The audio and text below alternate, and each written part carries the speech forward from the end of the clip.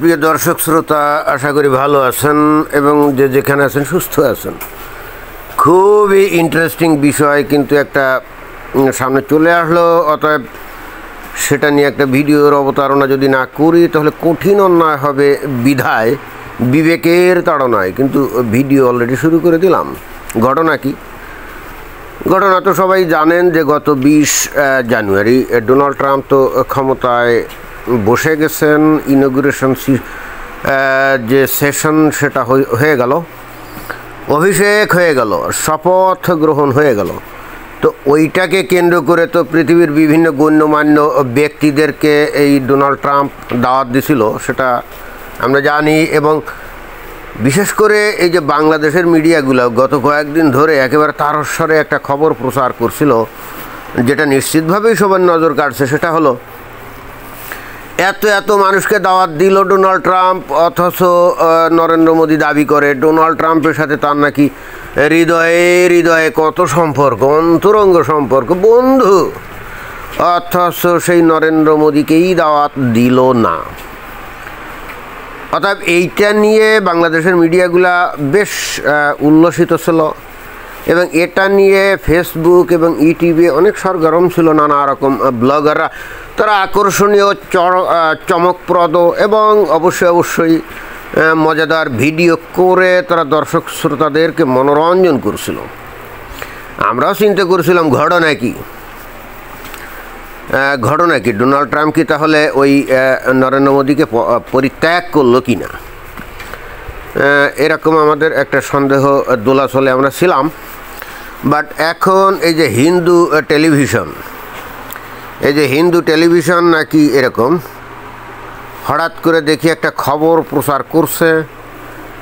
বাংলাদেশের এই মিডিয়াগুলার অতি আতিশয্যমূলক যে নিউজ তারা প্রচার করছিল তার বিরুদ্ধে। সেটা কি? এখানে একটা খবর প্রচার করছে, একটা ছবি দিয়ে, সেখানে তারা শিরোনাম করছে Jaishankar gets front row seat at Trump inauguration, hands over PM Modi's special message. মানে হচ্ছে ওই ডোনাল্ড ট্রাম্পের যে ইনগুরেশন সেশন, অর্থাৎ সংবর্ধনা যে অনুষ্ঠান বা শপথ অনুষ্ঠান, তো এখানে তো যারা নাকি আমন্ত্রিত অতিথি তাদের তো বসতে দিতে হয়। এটা হয়েছিল এইবার ইনডোর, আউটডোর হয় নাই, কারণ প্রচণ্ড ঠান্ডা। যেমন আমি যে এখানে আসি, বাইরে কিন্তু বেশ চকচক ঝকঝক রোদ্দুর, বাট চতুর্দিকে খালি বরফ আর বরফ, আর তাপমাত্রা হলো -14, মানে -14 ডিগ্রি সেন্টিগ্রেড। তো ওয়াশিংটন ডিসিতেও ঠিক তাপমাত্রা এরকমই, এবং গতকালকেও তাই ছিল।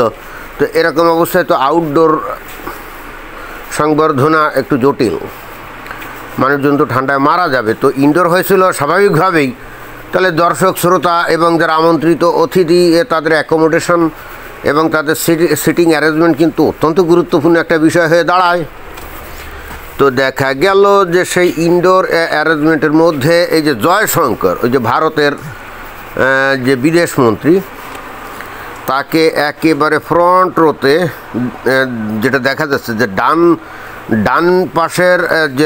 ডান পাশের যে ইয়েগুলো সারি, তো তার একেবারে ফ্রন্ট রোতে ওই যে লাল বৃত্ত দিয়ে দেখানো হচ্ছে। আমরা একটু এনলার্জ করে দেখি, তো এই যে দেখা যাচ্ছে, হ্যাঁ, চেহারা দেখে তো জয়শঙ্কর বলেই তো মনে হচ্ছে নাকি। তো এবং তার সামনে যে ডোনাল্ড ট্রাম্প দাঁড়িয়ে সম্ভবত তার বক্তব্য বিবৃতি দিচ্ছিল। এবং নট অনলি দ্যাট, এই জয়শঙ্কর ওই নরেন্দ্র মোদীর স্পেশাল মেসেজ সে কিন্তু ওই ডোনাল্ড ট্রাম্পকে হস্তান্তর করছে। বাট এখানে সিটিং অ্যারেঞ্জমেন্টে একেবারে ফ্রন্ট রোতে এইভাবে বসা, এটা কিন্তু খুবই গুরুত্বপূর্ণ একটা ব্যাপার। এবং এখানে আরও অন্যান্য যে সমস্ত আমন্ত্রিত অতিথি অনেকেই আছে, তারা পিছনের রোতে বসছে, তাই না?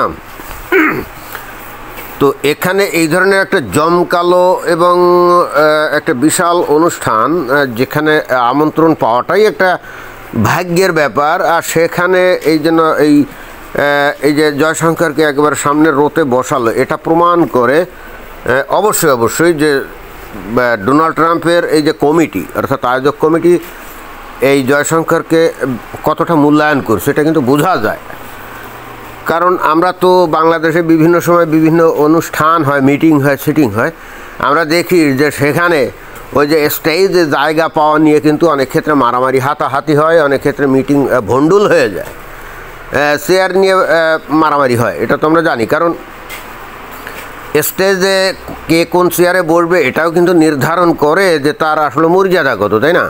তো এখানে এই যে ডোনাল্ড ট্রাম্পের যে ইনগ্রেশন সেশনে তার পরিবার সহ অন্যান্য যে ক্যাবিনেটের লোকজন আমরা দেখছি পিছনে সবাই দাঁড়িয়েছিল, এইটা আমি আসলে মাঝে মাঝে বুঝি না। এরা দেখি যে সব দাঁড়িয়ে থাকে, বাংলাদেশ সহ অন্যান্য দেশে তো আমরা এরকম দেখি না, বসে থাকে, তাই না? তারপরে ডাক দেয়, তারপরে মাইকের সামনে যায় কথা বলে। আর এখানে দেখলাম যে সব দাঁড়িয়েছিল, বাট আমন্ত্রিত অতিথি তাদের তো আর দাঁড়িয়ে রাখার কোনো, এটা তো অসৌজন্যতা, তাই না? তো এখানে এই যে জয়শঙ্করকে যে চেয়ার সিটিং দেওয়া হয়েছে, এটা অবশ্যই অন্তত সর্বোচ্চ সম্মান সেটা কিন্তু নির্দেশ করে, এতে কিন্তু কোনো সন্দেহ নেই। একেবারে চূড়ান্ত নিন্দুকরাও কিন্তু স্বীকার করতে বাধ্য হবে যে জয়শঙ্করকে তারা খুবই সম্মান করছে। তা না হলে অন্তত ফ্রন্ট যে রো, এই ফ্রন্ট রোতে তাকে বসতে দেওয়ার কথা না। কিন্তু আমার সন্দেহ হচ্ছে মানে ভারত এই কাজটা করছে, অর্থাৎ এই ছবিটা প্রচার করছে, তাই না? এটা তো এমনও হতে পারে এডিট করে দিয়েছে, হতে পারে না? এখন তাদের মুখে তো চুনকালি পড়ছে, যেহেতু নরেন্দ্র মোদীকে দাওয়াত করে নাই। যদিও আমার কাছে বিষয়টা মনে হয় যে ঘটনাটা তা না, ট্রাম্পের যে আয়োজক কমিটি তারা হয়তো আগেই ভারত সরকারের সাথে আলাপ আলোচনা করছে যে নরেন্দ্র মোদীকে যদি দাওয়াত করা হয় তাহলে তিনি মানে সে যাইতে পারবে কিনা। এখন প্রধানমন্ত্রী, ভারতের মতো একটা দেশ, বিশাল দেশ, প্রধানমন্ত্রী অনেক ব্যস্ত, হয়তো বলছে না আমি যাইতে পারবো না, এই জন্যে তারা দাওয়াত করে না। কারণ দাওয়াত করার পরে যদি না যায় তাহলে তো সে আয়োজকদেরও তো অসম্মান হয়, এটাও তো বুঝতে হবে। তো সেই হেতু হয়তো নরেন্দ্র মোদী বলছে না, জয়শঙ্করকে পাঠিয়ে দেবো, উনি যাবেন আর কি। ভালো কথা। তো যার পরে তাকে যে আসলে সম্মান দেওয়া হয়েছে, অর্থাৎ এই ছবিটা যদি সঠিক হয়, আমি এখনও যথেষ্ট সন্দিহান, কারণ ভারতীয়রা অনেক প্রতারণা করে, এডিট মেডিট এটা ওটা নানা রকম ধানাই করে, আমরা জানি। এখন এই ছবিটা সেই রকম কিছু করলো কি না, করা তো জটিল কিছু না।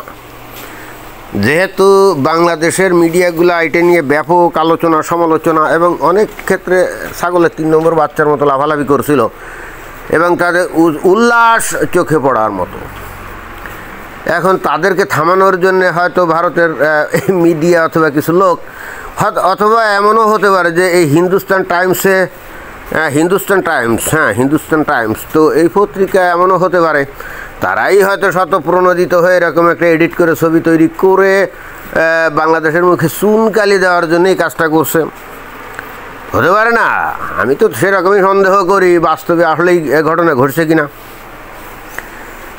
এইটা সঠিক খবর নাকি বেঠিক খবর এটা বুঝতে গেলে কালকের যে সেশনটা হচ্ছিল তখন যে অনুষ্ঠানটার একেবারে ডাইরেক্ট ভিডিও ফুটেজটা যদি দেখা যাইতো তাহলে নিশ্চিত হওয়া যেত। অতএব একটু খোঁজ খবর নিতে হবে আসলে এই ঘটনাটা কি, এই ছবিটা সঠিক নাকি ডক্টর অথবা এডিটেড।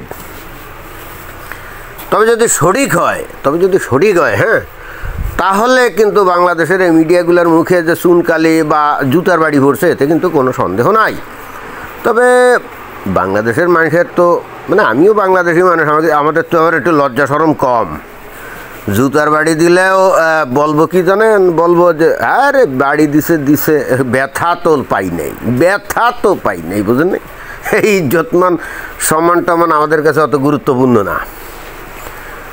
তো এখন যদি যারা নাকি মন্তব্য করবেন, ভিডিও দেখবেন, আপনারা একটু ওই ইনগ্রেশন সেশনের যে ভিডিও ফুটেজ আছে, বিশেষ করে আমেরিকার CNN, MSNBC, ফক্স ইত্যাদি টেলিভিশন থেকে প্রচার করা হয়েছে না, তো ওখানে একটু ভালো করে আপনারা একটু মনিটর করেন, একটু ইনভেস্টিগেশন করেন যে ওখানে আসলেই এই জয়শঙ্কর ফ্রন্ট রোর ওই জায়গায় বসা আছে কিনা। ওরা তো আর এডিট করে দিবে না, তাই না? আবার দিতেও পারে ইহুদি ষড়যন্ত্র বলে কথা, তাই না? বাংলাদেশের মানুষ তো সব কিছুর পিছনে গেলে ইহুদি ষড়যন্ত্র খোঁজে। এখন আপনাদের কেমন লাগলো বিষয়টা, আর আপনারা কি বিশ্বাস করলেন যে জয়শঙ্করকে এই সামনের রোতে বসিয়েছে?